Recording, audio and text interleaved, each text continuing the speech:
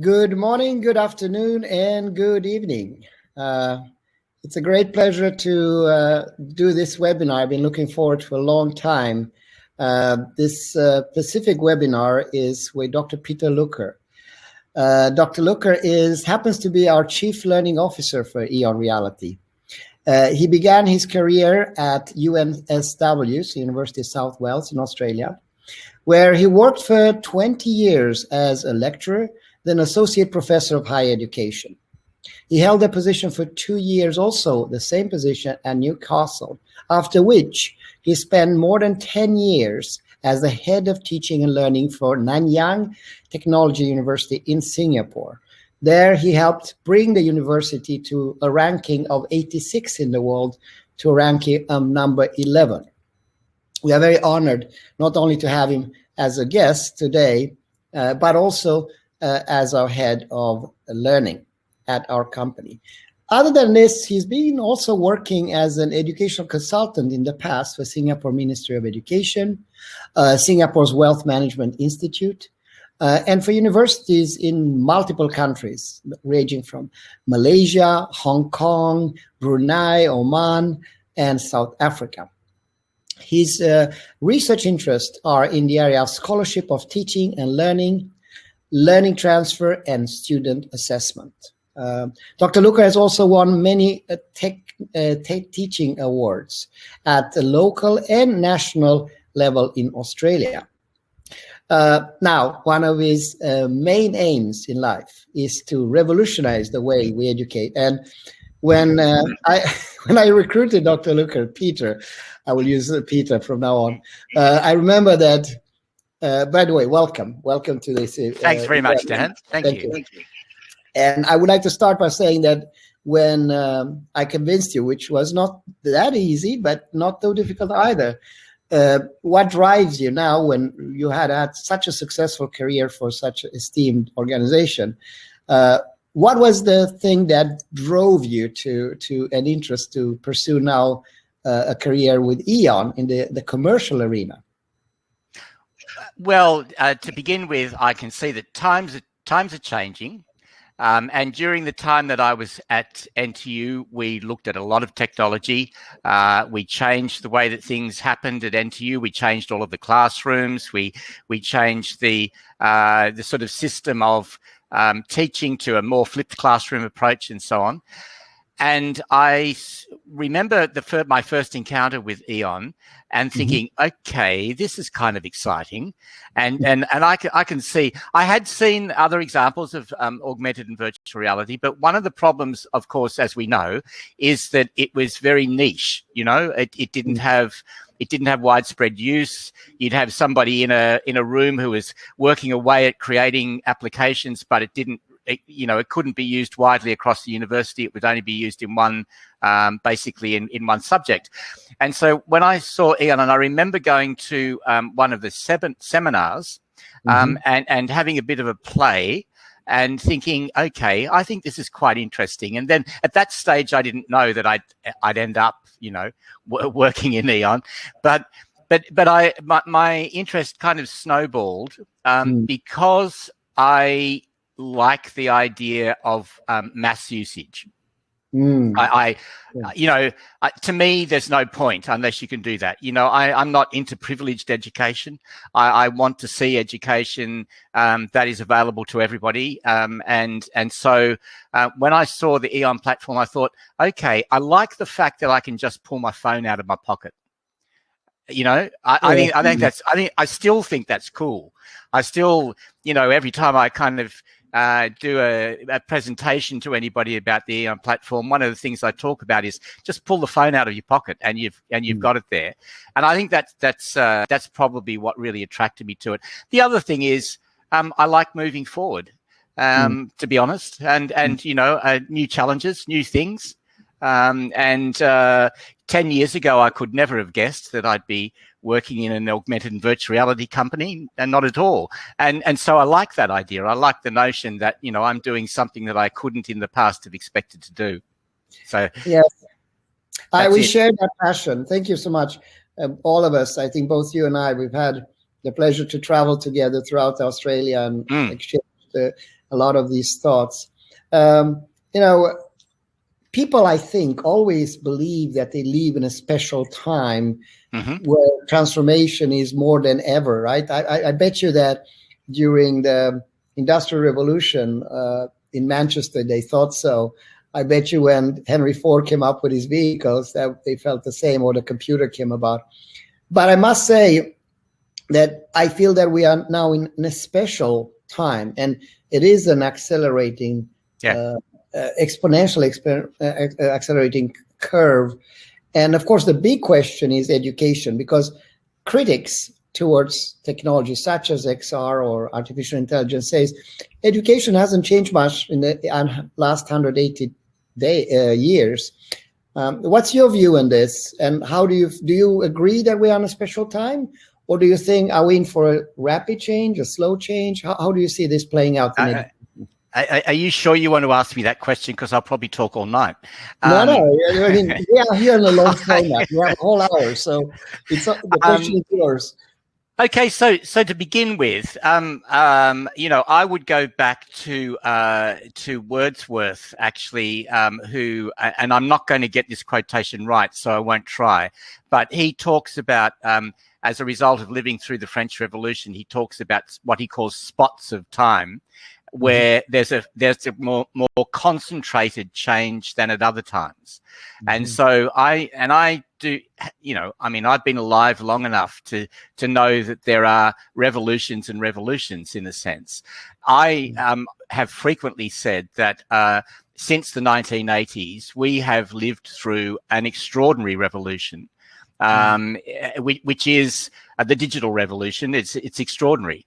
And it's transformed the way that we live our daily lives. It's transformed the way I live my daily life to a huge degree. So I think that probably it is a bit more focused and concentrated at the moment. I mean, can you actually think back to what it was like? Let's say you go back to 1980. Right? Can you imagine daily life in 1980? You didn't have your phone. You didn't have your computer.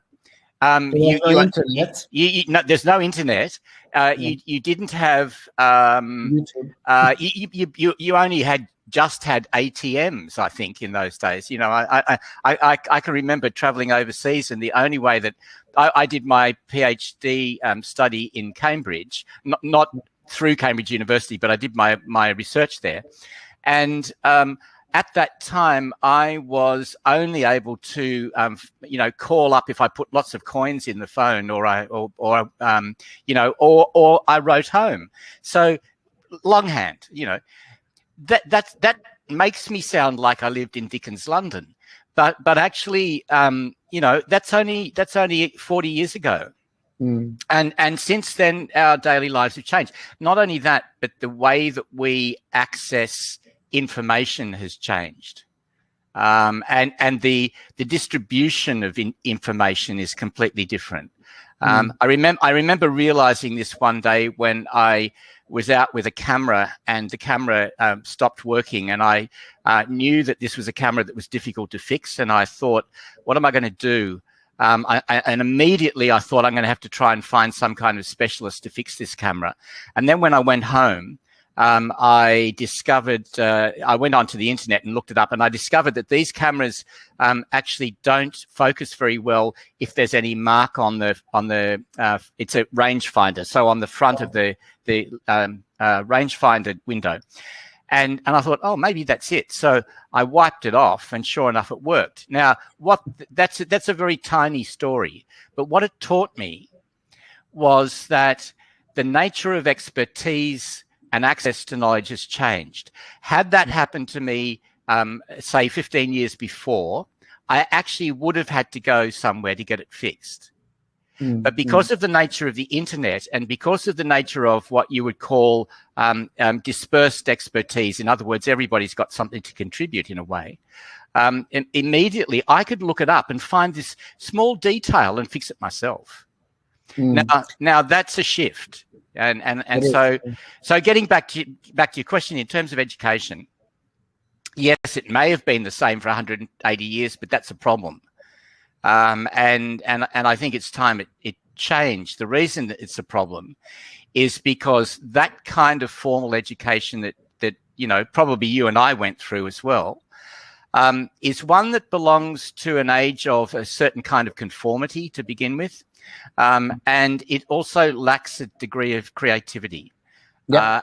And I think that's the biggest problem. So you've heard me talk before, because it's one of my hobby horses, about the way that a lot of formal education leads to a gap between theory and practice. Now, the way this manifests itself is that, and I've been, as you mentioned at the beginning, I've done consultancies at a lot of universities, and I've heard the same thing over and over and over for 30 years or so, which is from employers, from graduating students and so on, which is students come out knowing lots of stuff, but they don't know what to do with that stuff, right? Yeah. So how does that work?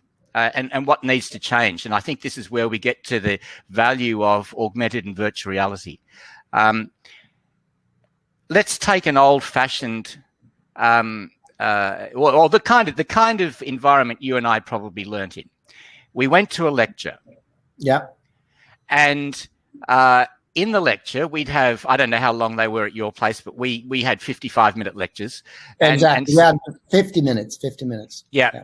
And then you, and so somebody gets up and they talk for 50 minutes because that's what they did in those days, Now, then you get assessed on the knowledge that you learn in the lectures.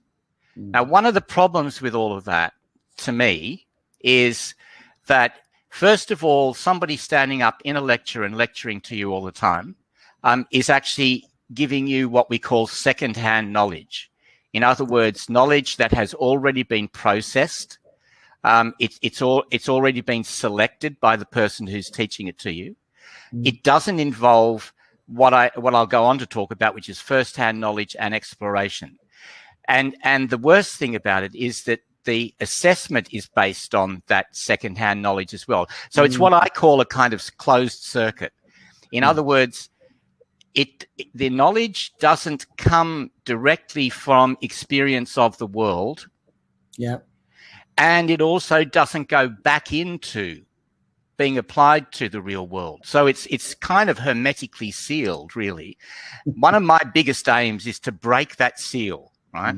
I think we need to break that seal. So how do we do that?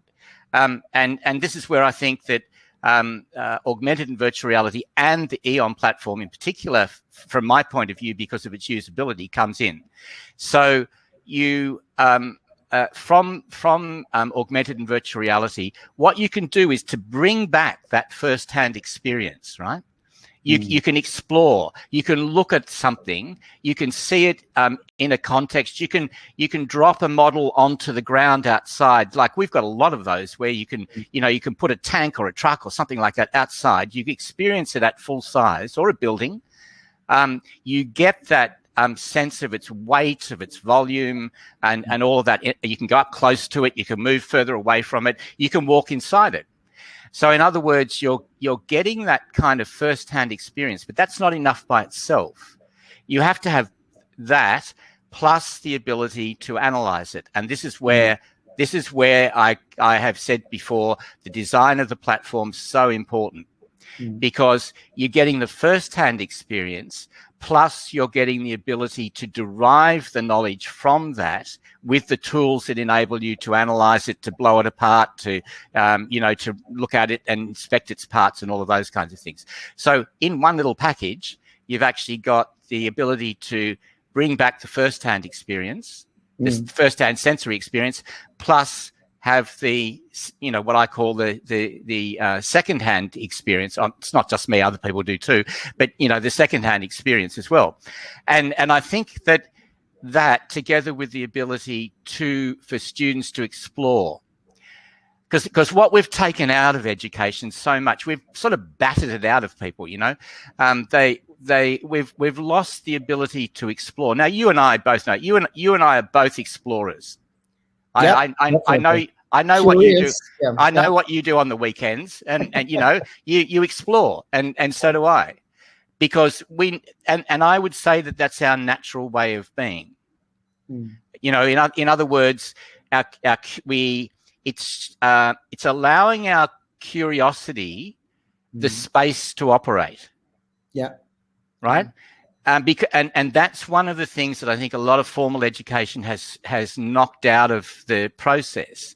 They are so busy kind of cramming stuff into people, they forget that actually the real learning is going to come from people being able to use their curiosity, keep their curiosity alive, and to keep on exploring. So that's where I think we should be headed.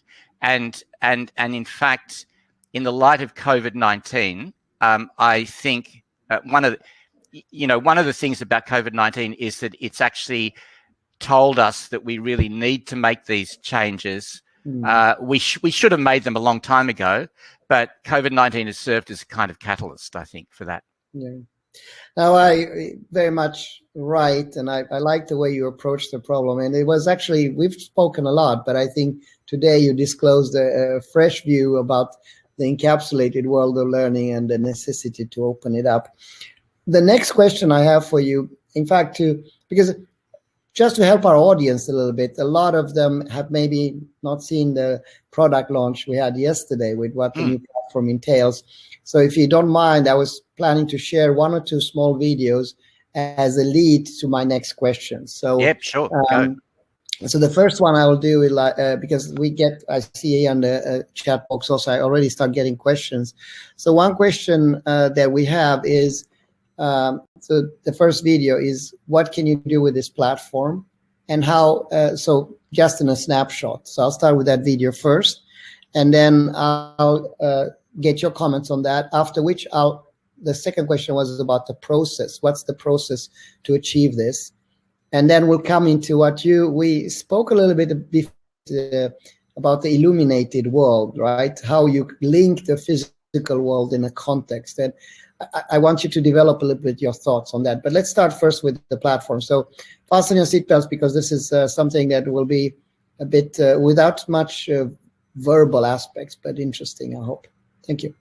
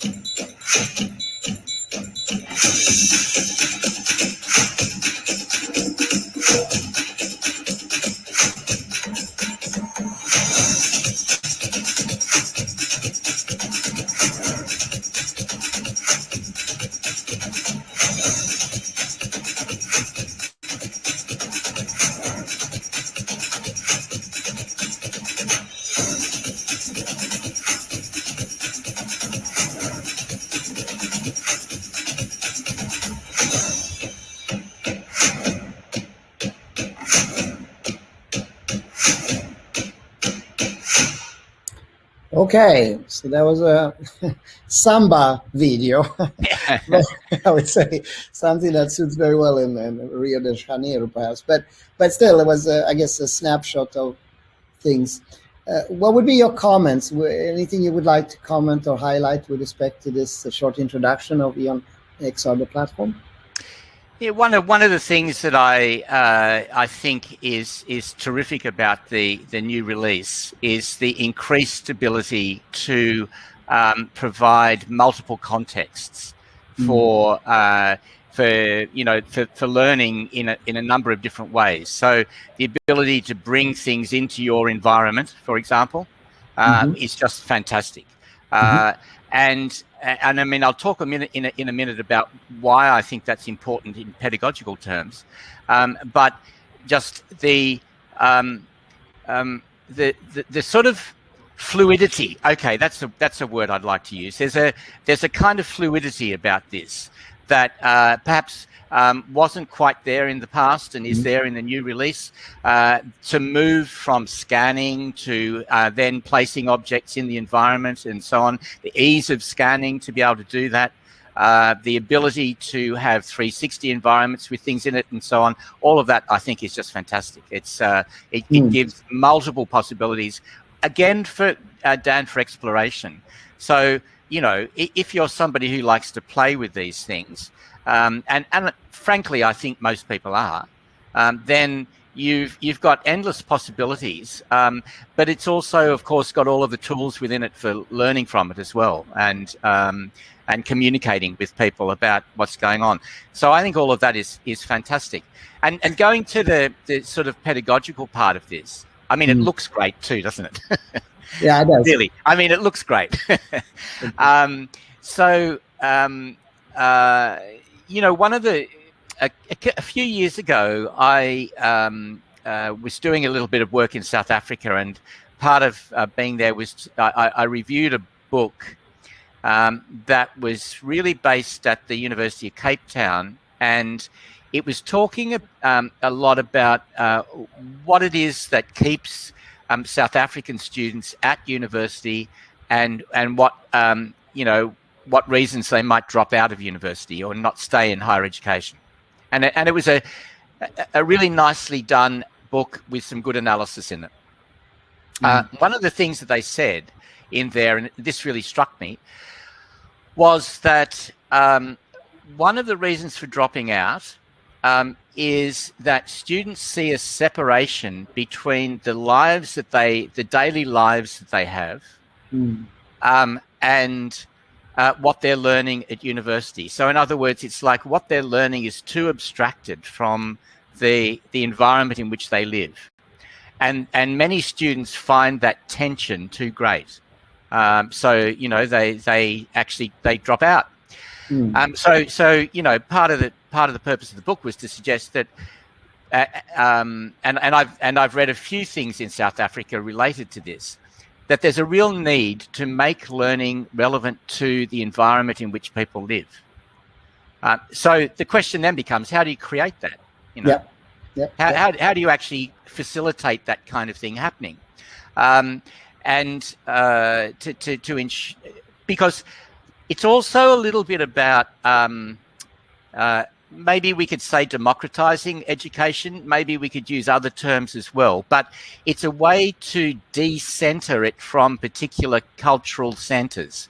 So in other words, you know, what they would say is that part of the problem is that a lot of what the students are learning at university has sources that perhaps are European or they're American.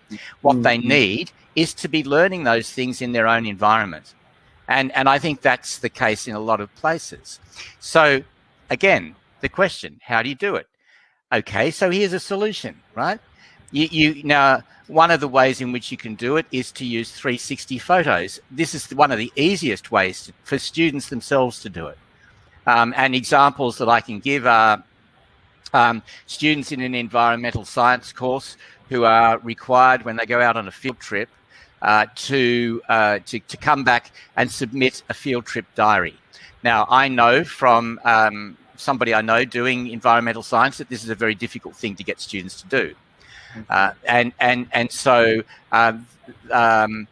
you know, what they're now going to do is to take a 360 camera with them.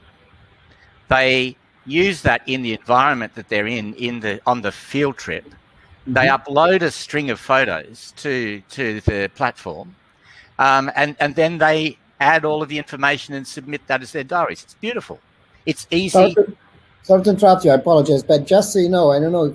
I just found out that you can just use Street View from Google and use your normal camera. Forget about 360 camera, and you can do that today and bring it to EON. So any camera, 4 billion people can do 360. Did you know that? Oh, yeah, I've done it. You've done it. Okay, sorry. I've done it. Yeah. Okay. Yeah, in fact, I spent camera. That's why yeah. No, but I spent a whole weekend actually scouring different places on Google Street View. It's great fun. And you can get some really good material from doing it that way. Absolutely. But, I did a couple of 360 myself now on the weekend, and because I couldn't find my 360 camera, I put it and I couldn't find the cable. So then I said, no worries, I'll do it. So the way it works for the audience is that basically Google Street instructs you to take multiple pictures, and then it stitches it to a 360, and then it becomes a JPEG, and then you just import the EON and start to inject all the knowledge, contextual knowledge. Yeah. Please go ahead. But Dan, what you're pointing out, and I think this is the best part of it, is the ease with which you can do it. And so there's that kind of, there's that kind of fluidity between the environment that you're in and your ability to actually upload that environment in a sense and then add information to it. Now, that leads on, of course, to the idea of the students doing it themselves. Yeah, and I mean, if I can talk about that, because I think please. is a brilliant thing to be able to do. You might remember that for those of you who are listening, we went on a trip to Australia last year, as Dan mentioned, and we went to 14 universities in a relatively short time. But I was new to the company at that time, and one of the things I said to Dan then was, if I went back teaching, I would be using getting the students to create the so-called lessons and upload them, because it's easy to do. But what I discovered myself was that in creating these learning experiences, I learn a lot. Right? You know that you've done it. You've done it hundreds of times. When you actually create those lessons, you learn a lot. Because you need to make sense of it. You need to bring information into it. If you're adding videos, you need to be discriminating about the kinds of videos that you put in and all of that kind of stuff. You learn a lot through doing that. And so I think this kind of idea of student self-directed learning satisfies a number of different things. First of all, it's that exploration on the part of the students. But it's also the students have to make sense of what they're doing, and you learn through making sense of something. Mm-hmm.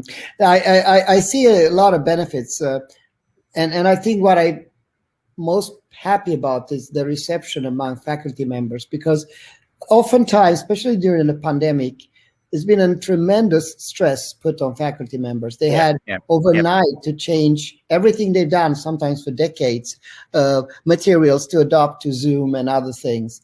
And they are stressed and overworked. And if you come to them and say, oh, by the way, beyond what you're doing, now we're going to introduce something new here, is virtual reality, their immediate reaction or knee-jerk reaction is to push back. But once they understand, wait a second, this is not adding a lot more burden on me.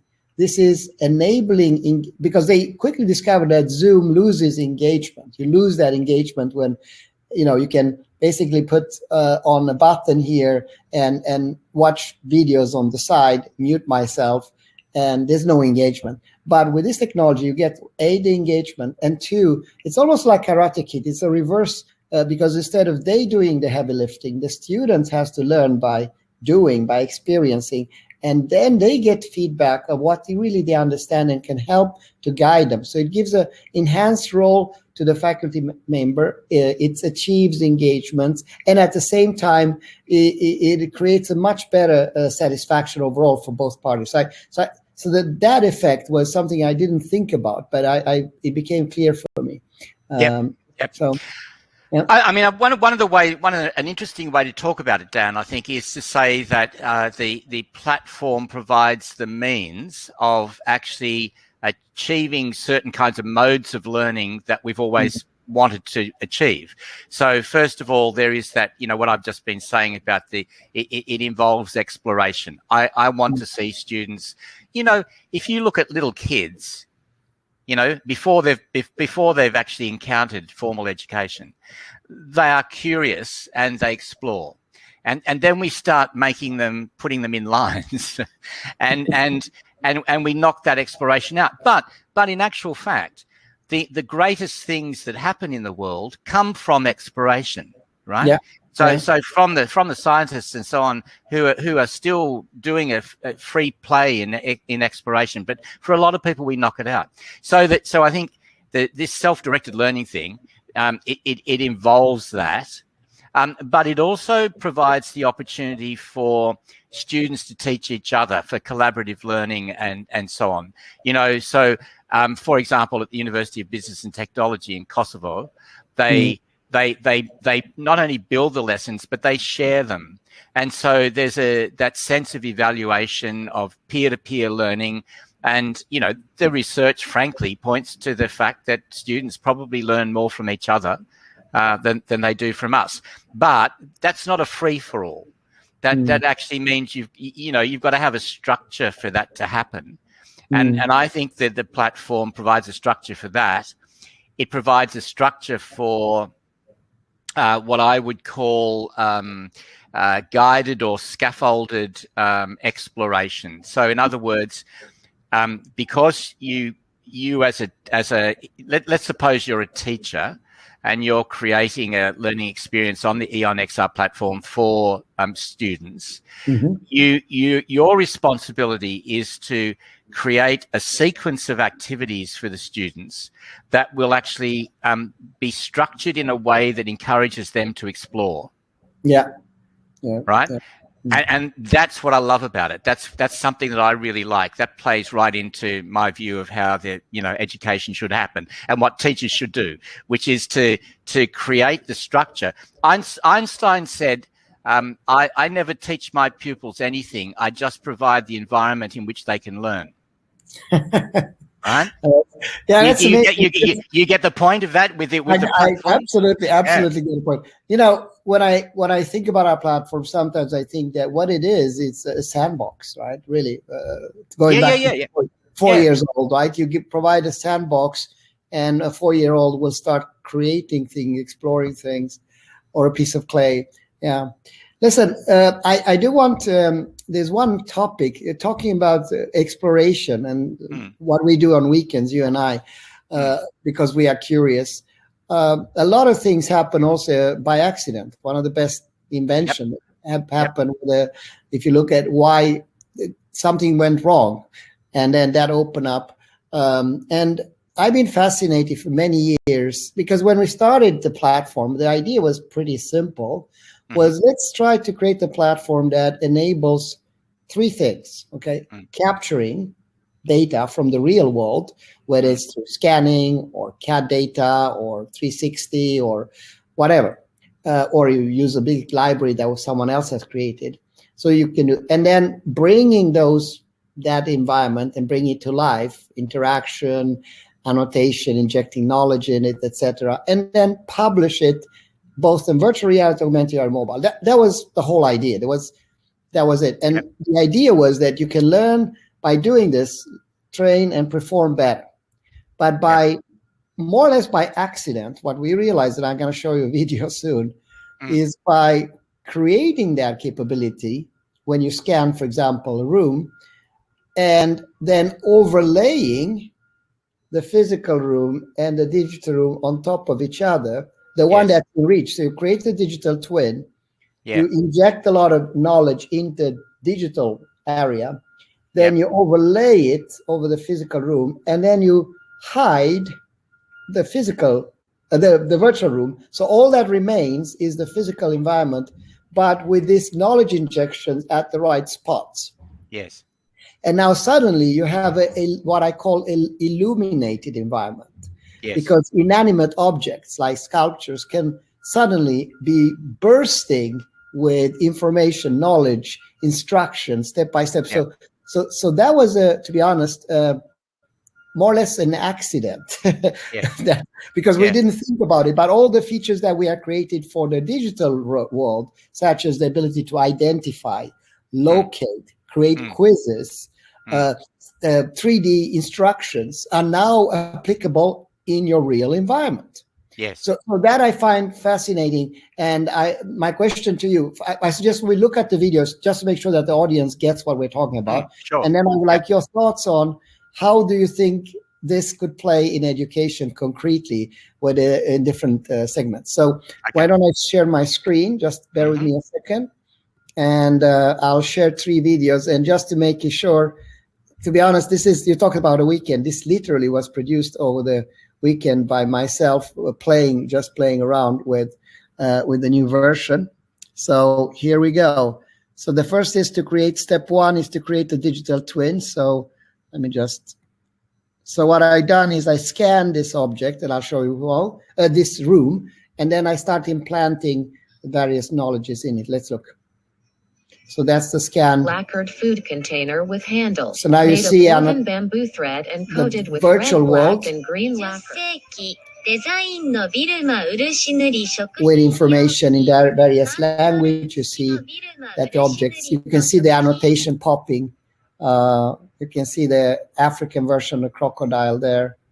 And you can see that you can walk around physically. So what I'm doing now is I created a copy of this boiler, and then I can hold it side by side, or I can overlay it. You'll see in a second, I do just that.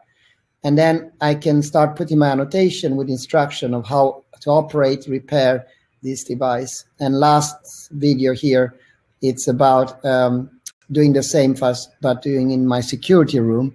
So that's a scan that I took. It took about 60 to 80 seconds to do the scan. And now when I'm walking inside, you can see that looks like the room, but it's not. So then with the annotation, someone can get the instruction to it. So that's the digital twin point. So that's the first step. And then I'll go for all the 3 steps so we can have a longer discussion. I can turn off the screen. So the second aspect now that I have created my digital twin is to illuminate the physical world. So I overlay them. You can see that they are slightly not perfectly aligned, just to see that there are 2 worlds, right? And then again, let me just skip a couple of things here. There you go.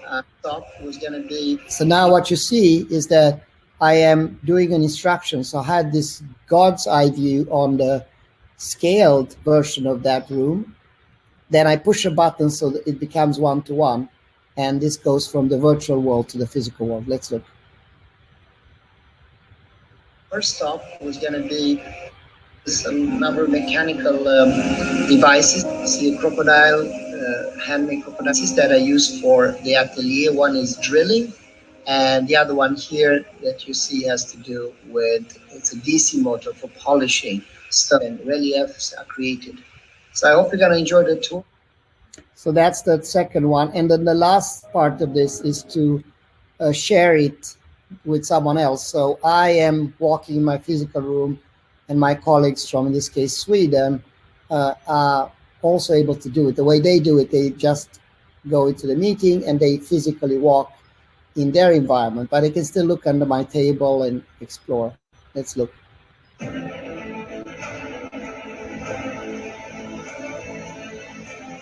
So that's, you can see the avatar, they're looking inside from a scale. And now they are walking around, and you can see that my CTO immediately went to the computer and started checking out my computer. In the geek world, that's what happens. So that was his entry, right? So I hadn't password protected it. So this, you have to obviously know who you invite in your home. That doesn't change in this world. Okay, so with that, I'll stop there, the screen sharing. And I'm very curious to hear your thoughts about this. Oh, one more little thing, just that I can still turn the screen off. Let me just adjust that. And you can see, so people, when they see this, they say, oh yeah, but that's a video. So they say, but this wouldn't work in reality that easy. And just to share that this is possible to do, super simple, I will share my screen, and here's my camera, and I'll start scanning right now. Click there. And now, okay, just I do it again because there was a short. So you can see here I'm clicking, and now what I'm doing is that as I scan, you can see it turns red. So I can go up and down. So it's basically like painting a room with a camera. And once I've done, I just stand for a little while, like click here, and you can see that here's a scan of that part of the room. Yep. And once I've done that, the next step is super simple. All I have to do is to go to the platform, and you can see here's the platform. I log in, and I say I want to import my scan. All I do is forward this from my phone to this environment, and now I am able to, import this model that's here somewhere. Obviously, I didn't have a chance to import it. And once you import it, then you can add all the attributes and then publish it back. So go from physical into the digital, inject your knowledge there, and then bring it back to the physical environment. Okay, so with that, I'll stop there and I'll pose my question. This thing, how can this, what kind of applications do you see using this type of digital twins and illuminated technology? Well, multiple. Let's start with the obvious advantage for using something like this in terms of procedures for in the way that you described with your heater and so on. But also one thing that popped into my mind was how brilliant this would be for language learning. Yeah. I mean, here's a lovely example of where you can walk around. Now, in fact, there was a time when I was learning Vietnamese, and one of the things that I did was to put Post-it notes around the room, so that when I'd get up in the morning, I'd see these Post-it notes so that I could see the names of things. But this is much better. But Dan, one of the things that I think I was thinking of when I was watching all of that, apart from particular uses, is what's happening to your brain. Right. So when you're looking at this, you're thinking three-dimensionally. Because you're seeing things in a three-dimensional way. You're like right now, I can kind of see something in the distance behind you, but it's still flattened a bit in the way that it is in a photograph. But if you're seeing things three-dimensionally, now I'm gonna make a proposal here, which some people may object to. I don't know, but I'm going to say it anyway. Yeah. I suspect that our brains are still very much oriented to seeing things in the environment that might be food, and in order to do that, I mean, despite the fact that we live in cities and all of that kind of stuff, I still think our brains are very three-dimensional in that way, but with specific locations, right? So. I know that I've said this to you before a long time ago. If you are in your kitchen and you walk into the bedroom in order to get something, but on the way there, a whole lot of other things crowd in, and when you get to the bedroom and think, what am I doing here? Why did I come here? I can't remember. But there's something really important here, and that is there are two possible ways of remembering what it was. That you wanted to get. The best way is to walk back into the kitchen. Yeah. But why? The question is why. It's not. We all know this intuitively, I think. But the question is why? Because when you had the thought in the first place, you were getting all of these visual cues associated with that thought, even if you weren't taking notice of it, right? You might have been thinking about what it is that you wanted to go and get, but in fact, your eyes were taking in everything. So when you go back, the three-dimensional kitchen cues you to that thought. And the other way of doing it, and this is something that people use in courtrooms in a sense, is to be in the bedroom and imagine yourself in the kitchen, which is also applicable. So in other words, what you're doing is trying to three-dimensionally contextualize that thought. Now, to me, that has enormous implications for what you've just shown us. because what you're doing is creating layers, three-dimensional layers in a sense.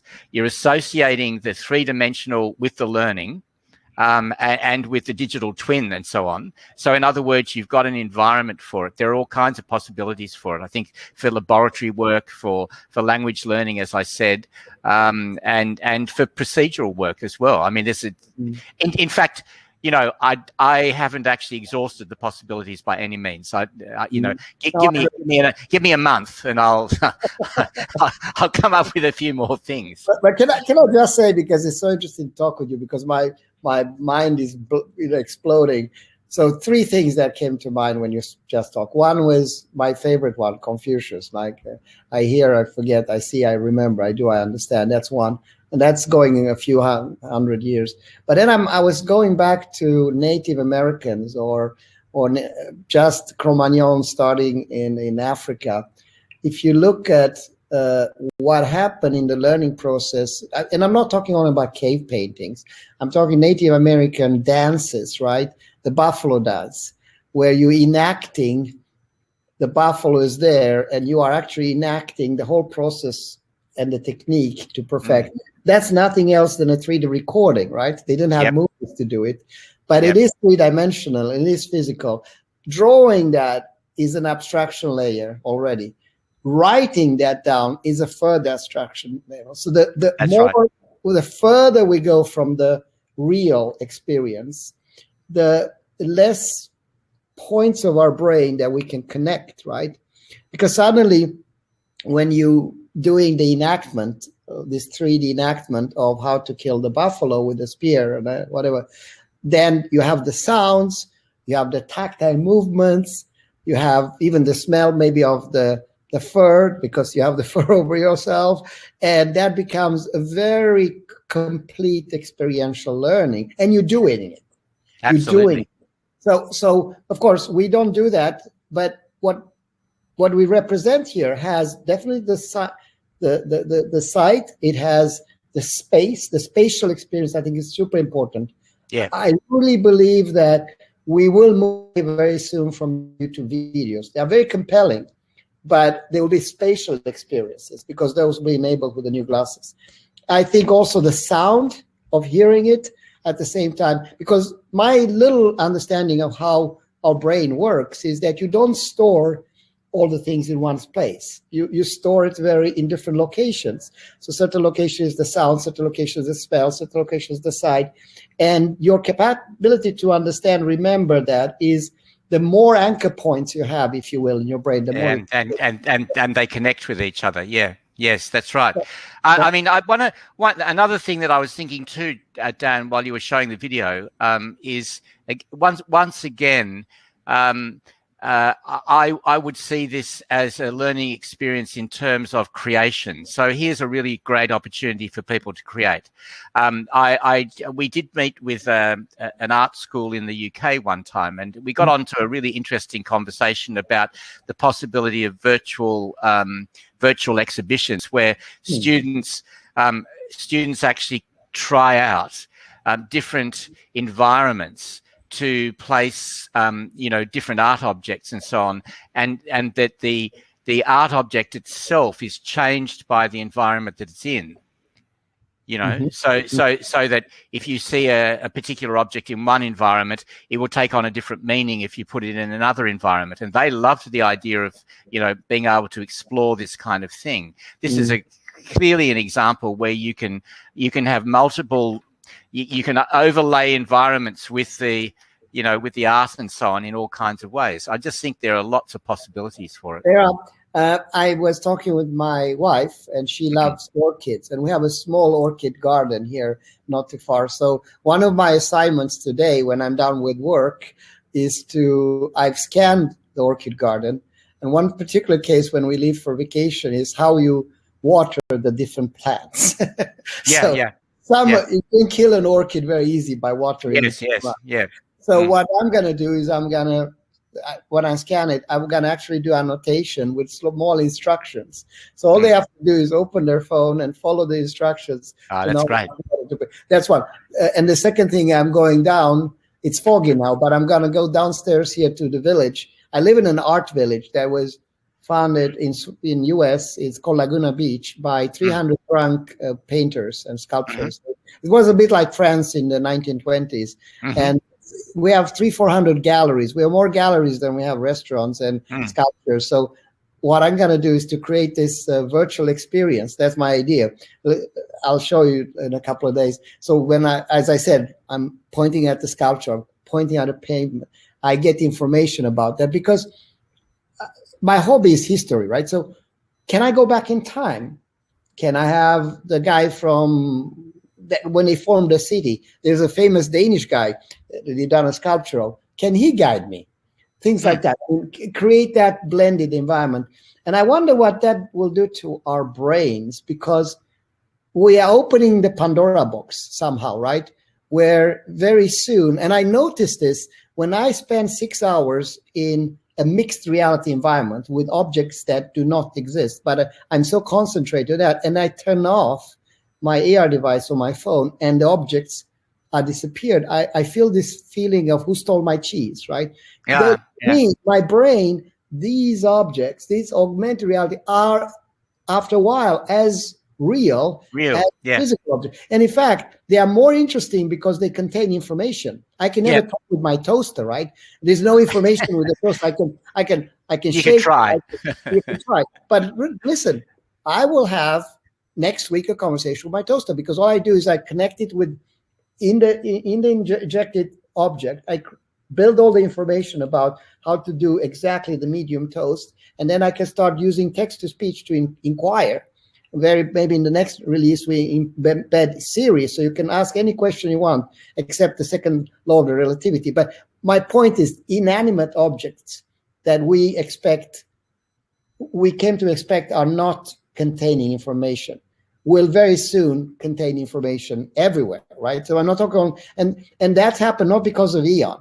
That happens because LiDAR technology is enabled by Apple spending billions of dollars to develop the new glasses. Microsoft receiving a $21 billion order from the Army to revolutionize the whole way of interacting in augmented reality during defense. Facebook spending 10,000 people to research. So these giants are enabling the glasses. Right now we're doing the phone, which will then be that you are in this mixed reality world all the time, 100%. And I would say for learning, this will be game-changing. It must be game-changing. It's not only AR. Now I'll soon shut up. Sorry, I got excited here. But it's also artificial intelligence. It knows where you are. It's also location. It's also IoT, because there will be sensors everywhere, right? So you will be really enhanced as a human. And I wonder how that will affect education. Your thoughts? Well, I wanted to pick up on your point about history, actually, because I think one incredible possibility. Okay, so I like history as well. I read a fair amount of history, and I'm also interested in historical architecture and the history of architecture. I saw that on your list. Yes, and so. One of the things that, in perhaps a slightly theoretical way, we can't live in the past. I mean, I can't actually go back to the 16th century. Yep, me too. But that really excites me, that idea. But of course, unless something new happens, and maybe in the future after I'm long gone, people will be able to do that. But as it stands, so in my mind, I often inhabit the past. If I'm reading about the past, I'm thinking about it in my daily life and so on.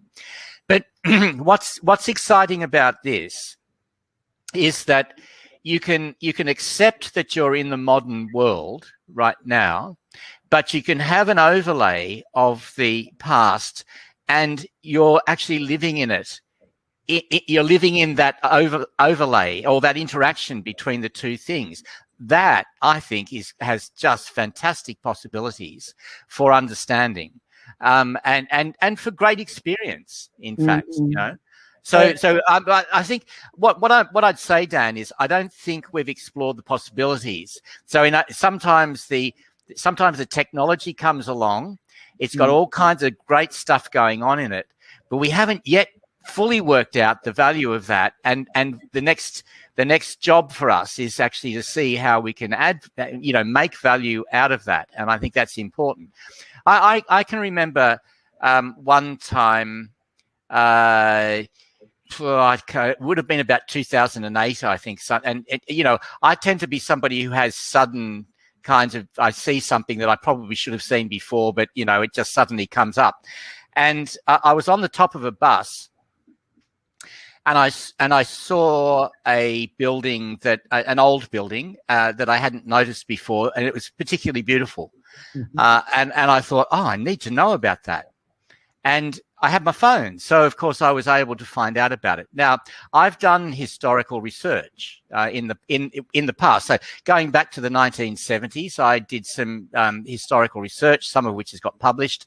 And in those days, if I wanted to find out about that building, the only way that I could do it was to go to the reference section of the library. So I'd have to make an effort to go into a library, see if I could find it in the reference section or find it in the library and so on. And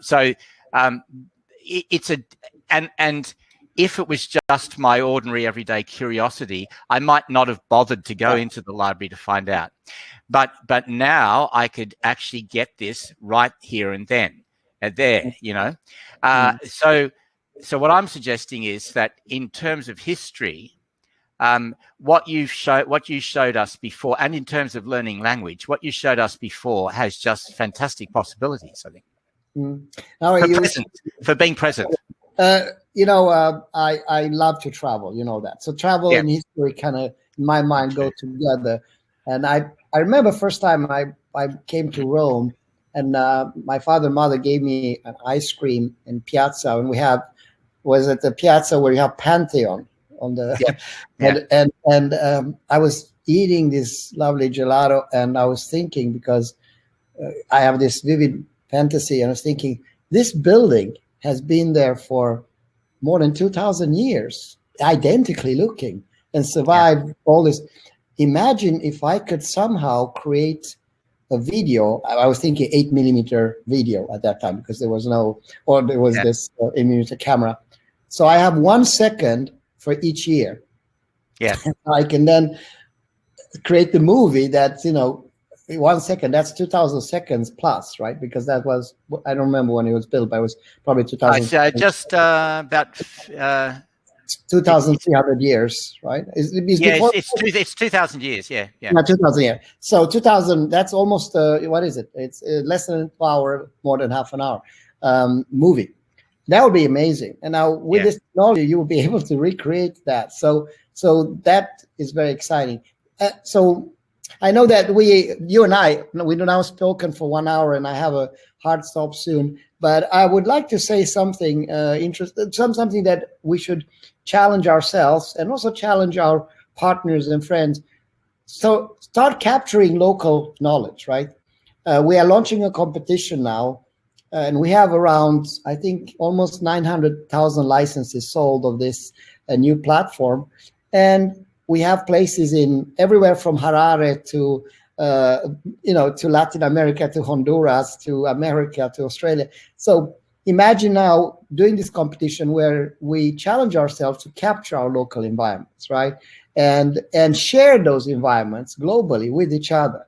I think that would be wonderful. I mean, if you just think, let's say a third of those licenses are activated that way, 140,000, and each one does 10 experience. That's 1.4 million experiences. And I think I will be super keen. I've never been to many places. I haven't been to Ghana. I haven't been to many places that I don't have time to visit in my life. So it'll be very interesting to see this. And when I say experiences, I don't mean just 360. I actually mean a full experience with an illuminated world, with instruction, where you bring your local knowledge, your local culture. That's something that will be enormously positive and add to the overall learning as humans. So I think that's final fantastic words, idea. your thoughts, final words. By the way, this is not the end. It's just to be continued. I love our conversation and looking forward to have many more as we release new platforms and get more knowledge. But I would like you to leave for your final words to you now. Thank you. Okay.